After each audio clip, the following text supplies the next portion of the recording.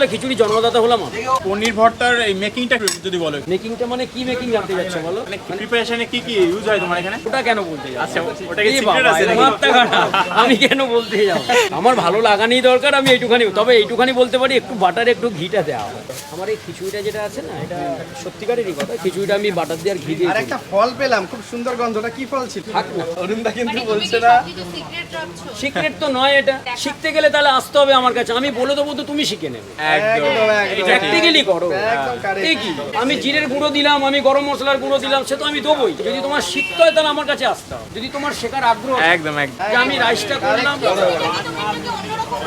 অন্যরকম, মানে কি রকম, সবাই যেটা করে আমি সেটা করি। সবাই খুব টেস্টফুল বলছে। আমি কি বললাম, সবাই যেটা করে আমি সেটা করি। তুমি একটু আলাদা করার চেষ্টা একটু কেন, অনেকটাই আলাদা করার চেষ্টা করি, অনেকটাই। আমার এই যে খিচুড়িটা আছে না, আমি চ্যালেঞ্জ দিই, আমি কাউকে সবাইকেই বলি, আমার এই খিচুড়িটা 50 টাকাটা, যদি কেউ খিচুড়ি খায় বলবো যে এই 50 টাকাটা খিচুড়ি দাও কি করে। সত্যি বলে অনেকে, দাও কি করে, কারণ খিচুড়িটা আমি ওই আতর চাল বলো আর সেদ্ধ চাল দিয়ে তো খিচুড়ি নয়, পিওর গোবিন্দভোগ চাল আর সোনামুখ। খিচুড়িটা কোথায় একটু দেখি না। এটা হচ্ছে খিচুড়ি, গোবিন্দভোগ চাল দিয়ে খিচুড়ি। এই যে দেখতে এই যে পাচ্ছ খিচুড়ি। খিচুড়ি। আর ওপরে কি পনির দেওয়া রয়েছে পুরো? যা আছে আছে ওখানেই আছে, এবার যারা খাবে তারা, হ্যাঁ এটা ভেজ খিচুড়ি। এটা ভেজের থেকে বড় কথা, এই খিচুড়িতে তুমি জিঞ্জারের একটা দানা অব্দি পাবে না। আমি আদা দিয়ে খিচুড়ি করি না, আমার টোটালটাই ঘি বাটার দিয়ে খিচুড়ি।